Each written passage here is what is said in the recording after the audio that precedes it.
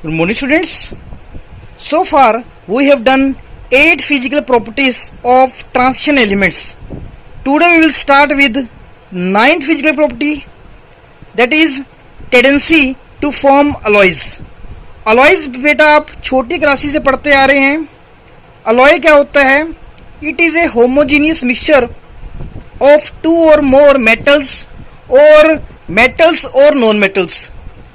Alloy जैसे आपने पढ़ रखे हैं brass, bronze, stainless steel. 10th में ये बेटा आपने टॉपिक डिटेल में पढ़ रखा है. हमने यहाँ पर पढ़ना है कि ट्रांजिशन एलिमेंट्स की टेंडेंसी क्यों होती है कि दे फॉर्म अलॉयज. जैसे आप ब्रास देखते हैं, that is an alloy of copper and zinc. Bronze देखते हैं, it is an alloy of copper and tin. तो हमारा यहाँ पर क्वेश्चन है why transition elements form alloys. तो बेटा पहले मैं आपको बता देता हूँ अलॉय बनाने की एक इंपॉर्टेंट कंडीशन होती है. The condition is that the component metals should not differ in size by more than 15%. अब ऐसा क्यों है बेटा, हम आपको एग्जांपल से बताते हैं. Suppose it is crystal lattice of metal A and this is crystal lattice of metal B. ये है इनके एटम्स, ठीक है. एटम्स ओ बी को हमने सर्कल के बीच में डॉट से बना कर रखा है कि कंफ्यूजन ना हो. अब अगर हमने इन दोनों मेटल्स को मिला के अलॉय बनाना है तो क्या होगा, एक ऐसा क्रिस्टल लैटिस बनेगा जिसमें दोनों कंपोनेंट मेटल्स के एटम्स होंगे, ठीक है. तो उस क्रिस्टल एटम में अगर दोनों एटम्स का साइज बहुत ज्यादा डिफर करेगा तो क्रिस्टल लैटिस के अंदर एटम्स जो हैं दोनों मेटल्स के फिट नहीं हो पाएंगे और अलॉय नहीं बनेगा. तो अलॉय बनाने की बेटा इंपॉर्टेंट कंडीशन क्या है कि उनका क्रिस्टल स्ट्रक्चर एक जैसा होना चाहिए और उनके साइज में 15% से ज्यादा का डिफरेंस नहीं होना, so that atoms of one metal can easily fit into crystal lattice of another metal. जैसे आप यहाँ पर देख रहे हैं, अगर इन दोनों के एटम्स में साइज का डिफरेंस ज्यादा होता तो ये एक दूसरे के क्रिस्टल लैटिस में फिट ना होते और हमारे पास अलॉय की फॉर्मेशन ना होती, ठीक है. अब हमने बताना है कि ट्रांजिशन मेटल्स जो हैं अलॉय क्यों बनाते हैं. ट्रांजिशन मेटल्स अलॉय क्यों बनाते हैं, क्योंकि उनका क्रिस्टल स्ट्रक्चर एक जैसा होता है and they have nearly similar sizes. Similar sizes क्यों होता है, क्योंकि आपने पढ़ भी रखा है जब हम लेफ्ट टू राइट जाते हैं डिक्रीज इन साइज होता है but decrease in size is very small. Size में जो डिफरेंस है वो इतना कम होता है, हम उसको क्या मान लेते हैं कि दे हैव सिमिलर साइजेस, ठीक है. अब क्योंकि साइजेस सिमिलर हैं, ठीक है, that is why transition elements form alloys, ठीक है. इसलिए ये एक दूसरे के क्रिस्टल लैटिस में फिट हो सकते हैं easily. Thus they can easily fit into the crystal lattice of other, ठीक है. तो कुछ एग्जांपल्स लेते हैं बेटा अलॉयज के. जैसे ब्रास ले लिया, brass is an alloy of copper and zinc. Bronze ले लिया, bronze is an alloy of copper and tin. Stainless steel ले लेते हैं बेटा. स्टेनलेस स्टील के हम घर पे नाइफ यूज करते हैं, सीजर्स यूज करते हैं, वॉचेस की चेन बनती है. तो स्टेनलेस स्टील में आयरन होता है अप्रोक्सीमेटली 73.9%, क्रोमियम होता है अप्रोक्सीमेटली 18% और निकल होता है 8%, ठीक है. और साथ में 0.1 to 0.2% क्या होता है, कार्बन. कार्बन क्या करता है बेटा, आयरन को हार्ड बनाता है, ठीक है. तो ये स्टेनलेस स्टील की केमिकल कॉम्पोजिशन है. अब बेटा हम अलॉय क्यों बनाते हैं, the purpose of making alloy is to develop some more better properties which are absent in the component metals, ठीक है. जो प्रॉपर्टीज कंपोनेंट मेटल्स में एब्सेंट थी, हम क्या करते हैं उनको डेवलप करने के लिए डिफरेंट मेटल्स को क्या करते हैं, कंबाइन करते हैं in a mixture to form an alloy. Alloy की बेटा प्रॉपर्टीज जो हैं कंपोनेंट मेटल्स से ज्यादा बेटर होती हैं. जैसे उनका मेल्टिंग और बॉइलिंग पॉइंट ज्यादा होता है, वो ज्यादा हार्ड होते हैं, ठीक है. इसी तरह उनकी टेंसाइल स्ट्रेंथ ज्यादा होती है और उनकी inertness towards chemical, towards corrosion क्या होती है, ज्यादा होती है. दे आर कोरोजन प्रूफ, ठीक है. This is the main purpose to form an alloy. अब अलॉय कैसे बनता है बेटा, जैसे हमने सपोज करते हैं कंपोनेंट मेटल ए और कंपोनेंट मेटल बी को मिक्स करके अलॉय बनाना है, तो हम क्या करेंगे, मेटल ए को मेल्ट कर लेंगे, मेटल बी को मेल्ट कर लेंगे, ठीक है. अब सपोज करते हैं हमने इन दोनों को ऐसे मिक्स करना है कि 70% तो मेटल ए हो और 30% मेटल बी हो. तो हम 70% मेटल ए लिक्विड स्टेट में लेंगे और 30% मेटल बी लेंगे लिक्विड स्टेट में। इन दोनों को मिक्स कर देंगे, ठीक है, और उसको रूम टेम्परेचर पे स्लोली क्या करेंगे, कूल करेंगे। जब वो कूल होगा the solid formed is known as alloy. Clear है बेटा?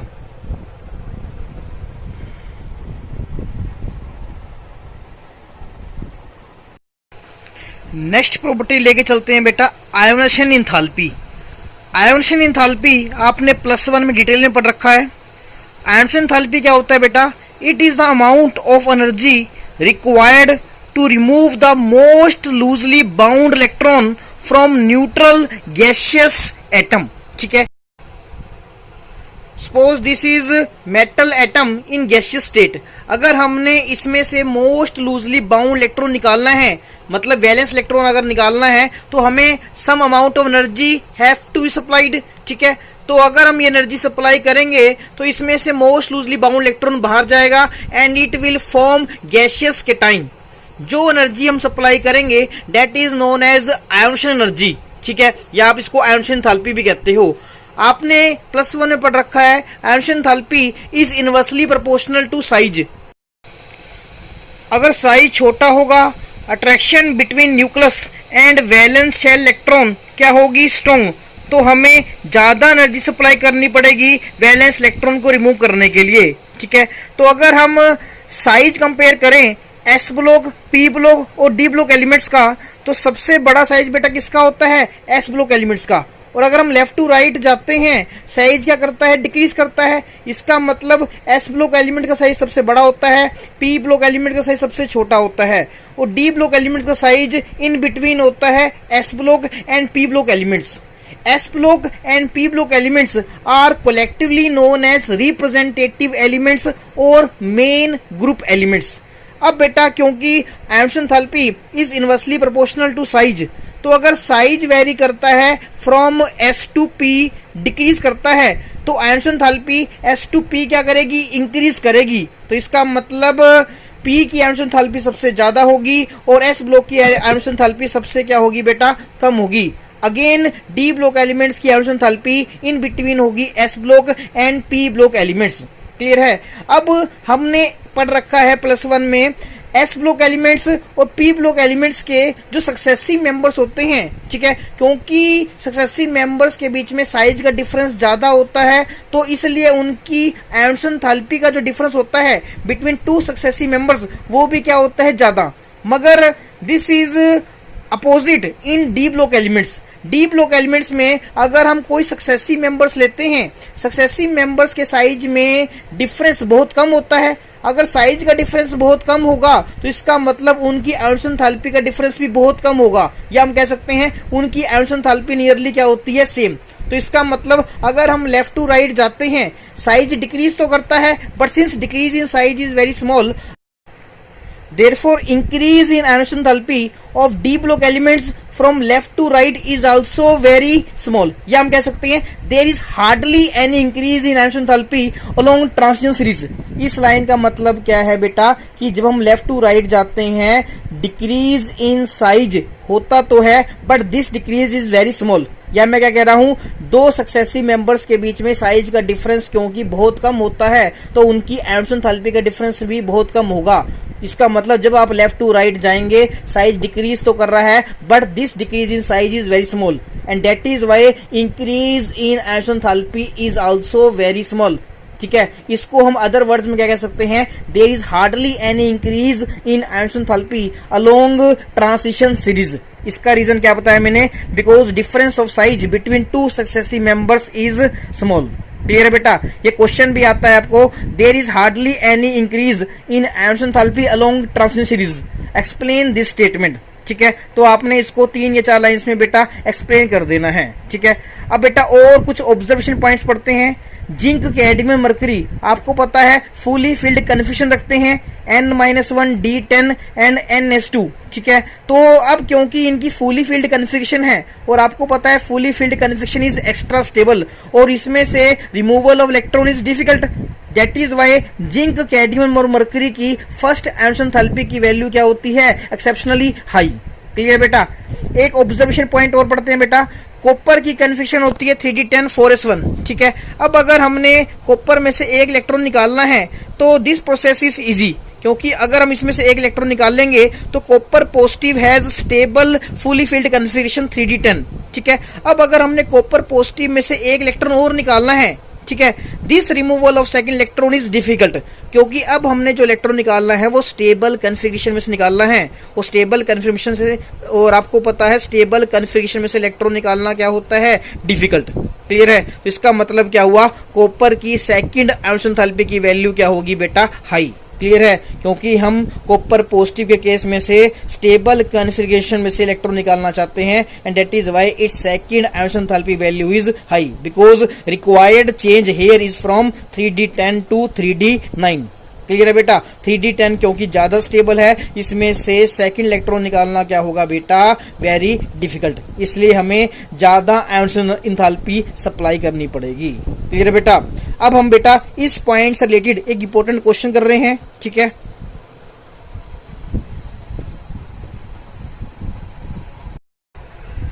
तो बेटा क्वेश्चन लेके चलते हैं।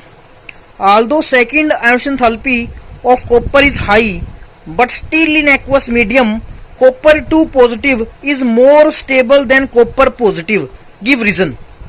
क्वेश्चन में क्या पूछ रहा है कि हमें पता है कि कॉपर की सेकंड आयोनिक एंथैल्पी की वैल्यू ज्यादा होती है, तो इसका मतलब क्या हुआ, कॉपर पॉजिटिव ज्यादा स्टेबल होगा as compare to copper 2 positive. मगर ये कहते हैं कि एक्वस मीडियम में उल्टा होता है, कॉपर 2 पॉजिटिव ज्यादा स्टेबल होता है as compare to copper positive. Copper के बेटा इस एक्सेप्शनल बिहेवियर को हमने एक्सप्लेन करना है। इस क्वेश्चन को दूसरे तरह से कैसे पूछ सकते हैं, कॉपर पॉजिटिव अंडरगोज डिसप्रोपोर्शनेशन इन aqueous medium, explain. Disproportionation reaction बेटा आपने 10th और 11th में पढ़ रखी है। Disproportionation reaction means self oxidation and reduction. अगर एक ही रिएक्टेंट की ऑक्सीडेशन भी हो और रिडक्शन भी हो तो इसका मतलब वो कौन सी रिएक्शन होती है, डिसप्रोपोर्शनेशन रिएक्शन। तो इस क्वेश्चन का दूसरी स्टेटमेंट ये है, ठीक है, इसको भी आपने एक्सप्लेन करना है। तो आंसर करते हैं बेटा, कॉपर की सेकंड आयोनिक एंथैल्पी की वैल्यू ज्यादा क्यों होती है, because in this case required change is from copper positive to copper 2 positive. Copper positive की 3d10 स्टेबल कन्फिग्रेशन होती है, इसलिए इसमें से एक इलेक्ट्रॉन और निकालना डिफिकल्ट होता है, दैट इज व्हाई कॉपर की सेकंड आयोनिक एंथैल्पी की वैल्यू क्या होती है, ज्यादा।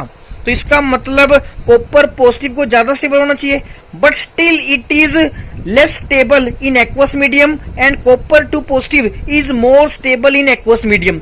इसका रीजन क्या है बेटा, ये रिएक्शन देखो बेटा, कॉपर पॉजिटिव है, इसकी कन्फिग्रेशन होती है 3d10। अगर हमने इसमें से एक इलेक्ट्रॉन और निकालना है तो we have to supply a large amount of second ionic enthalpy, ठीक है। तो और हमारे पास क्या बनेगा, कॉपर 2 पॉजिटिव। अब अगर ये कॉपर 2 पॉजिटिव वाटर में जाएगा, some amount of energy will be released, this energy release is known as hydration enthalpy. क्या बोलते हैं बेटा इसको, हाइड्रेशन एंथैल्पी। आपको पता है जब भी एक आयन वाटर में जाता है energy is released, that is known as hydration enthalpy. और हाइड्रेशन एंथैल्पी का फॉर्मूला क्या होता है बेटा, आपको पता है hydrogen enthalpy is proportional to Q divided by R, where R is radius of the ion and Q is charge on the ion. यहाँ से हमें क्या पता चलता है, smaller is the size of the ion and greater is the charge on the ion, higher is the value of hydrogen enthalpy. अब क्योंकि copper 2 positive के ऊपर चार्ज का मैग्नीट्यूड ज्यादा है as compare to copper positive, तो इसकी hydrogen enthalpy की वैल्यू क्या होगी, ज्यादा। क्लियर है? तो कॉपर 2 पॉजिटिव की हाइड्रोजन एंथैल्पी क्या होती है बेटा, exceptionally high as compare to copper positive. अब बेटा कॉपर पॉजिटिव की हाइड्रोजन एंथैल्पी ज्यादा थी, मगर एक बार जब ये इलेक्ट्रॉन रिमूव हो जाता है, क्या बनता है, कॉपर 2 पॉजिटिव, जिसकी हाइड्रोजन एंथैल्पी इतनी ज्यादा होती है कि वो अपनी सेकंड हाइड्रोजन एंथैल्पी को क्या कर लेता है बेटा, कंपेंसेट। क्लियर है बेटा? हमें हाइड्रोजन एंथैल्पी तो चाहिए इलेक्ट्रॉन को निकालने के लिए, एक बार जब इलेक्ट्रॉन निकल जाता है इतनी ज्यादा हाइड्रोजन एंथैल्पी रिलीज होती है कॉपर 2 पॉजिटिव के वाटर में जाने से कि वो सेकंड हाइड्रोजन एंथैल्पी को क्या कर लेती है बेटा, कंपेंसेट। तो इसका मतलब क्या होगा, ओवरऑल प्रोसेस क्या होगा, फेवरेबल होगा, और कॉपर 2 पॉजिटिव की फॉर्मेशन इन एक्वस मीडियम क्या होगी बेटा, फेवरेबल। क्लियर है, that is why copper two positive is more stable than copper positive in aqueous medium, क्योंकि कॉपर टू पॉजिटिव की हाइड्रोजन एंथैल्पी इतनी ज्यादा होती है कि वो सेकंड हाइड्रोजन एंथैल्पी को बेटा क्या कर लेती है, कंपेंसेट। क्लियर है। अब इसी क्वेश्चन का जो दूसरी फॉर्म थी वो क्या थी कि कॉपर पॉजिटिव अंडरगोस डिसप्रोपोर्शनेशन इन एक्वस मीडियम एक्सप्लेन। ठीक है, तो हमने क्या बताया कि कॉपर पॉजिटिव जो है कॉपर टू पॉजिटिव में कन्वर्ट हो जाता है इन एक्वस मीडियम, क्योंकि उसकी हाइड्रोजन एंथैल्पी क्या होती है, ज्यादा। ठीक है, तो ओवरऑल रिएक्शन इस केस में क्या बनेगी बेटा, कॉपर पॉजिटिव एक्वस है, ये वाटर में किस में कन्वर्ट होना चाहेगा, कॉपर टू पॉजिटिव में। This copper two positive is more stable, ये आपको मैंने एक्सप्लेन कर दिया। अब क्योंकि हमने चार्ज बैलेंस करना है, यहाँ पर चार्ज कितना है, एक कॉपर के ऊपर +1 और एक कॉपर के ऊपर चार्ज कितना 2 पॉजिटिव। क्लियर है, तो बेटा चार्ज को बैलेंस करने के लिए हमने यहाँ पर 2 लगा दिया। ठीक है, तो यहाँ पर कॉपर कितने हो गए 2 और यहाँ पर कॉपर कितना 1, तो एक कॉपर और आएगा, तो ओवरऑल रिएक्शन ये बनेगी। इस रिएक्शन में देखो रिएक्टेंट तो क्या है, रिएक्टेंट कॉपर पॉजिटिव है, प्रोडक्ट्स दो अलग अलग हैं, one is copper two positive and other is copper. ठीक है, कॉपर पॉजिटिव जो है एक प्रोडक्ट में तो क्या शो कर रहा है, ऑक्सीडेशन, क्योंकि ऑक्सीडेशन नंबर क्या कर रहा है, इंक्रीज कर रहा है, और दूसरे प्रोडक्ट में वो क्या शो कर रहा है बेटा, रिडक्शन, बिकॉज ऑक्सीजन स्टेट यहाँ पर +1 से कहां पर जा रही है, 0। अब क्योंकि इस रिएक्शन के अंदर ऑक्सीडेशन और रिडक्शन सेम रिएक्टेंट की हो रही है, इस रिएक्शन को क्या बोलोगे बेटा, डिसप्रोपोर्शनेशन रिएक्शन। क्लियर है, तो copper positive disproportionation reaction show करता है इन एक्वस मीडियम। इसका रीजन भी सेम है, कॉपर टू पॉजिटिव की हाइड्रोजन एंथैल्पी ज्यादा है and this compensates the second hydrogen enthalpy of copper. Clear है बेटा, इन दोनों क्वेश्चंस का सेम आंसर है। ठीक है, 11th प्रॉपर्टी लेके चलते हैं बेटा, मेटेलिक कैरेक्टर। आपको पता है metallic character of an element depends upon tendency of its atom to lose its valence electrons. जैसे ग्रुप 1 और ग्रुप 2 एलिमेंट्स की बात करते हैं, क्योंकि उनका साइज सबसे बड़ा होता है, उनकी हाइड्रोजन एंथैल्पी कम होगी, और क्योंकि उनके आउटर मोस्ट शेल में 1 और 2 इलेक्ट्रॉन्स होते हैं, they are highly metallic. Same is the case of transition elements. Transition elements की हाइड्रोजन एंथैल्पी क्योंकि कम होती है, और उनके आउटर मोस्ट NS शेल के अंदर क्योंकि 1 और 2 इलेक्ट्रॉन्स होते हैं, like group 1 and group 2 elements, they also possess metallic properties like lustre, high density, high melting and boiling point, malleability, ductility, high tensile strength, hardness etcetera. Like other metals they are also good conductor of heat and electricity. जैसे आप कॉपर की बात करते हो, it is a good conductor of electricity as well as heat. ठीक है, malleability का मतलब आपको पता है बेटा, means the element can be drawn into sheets.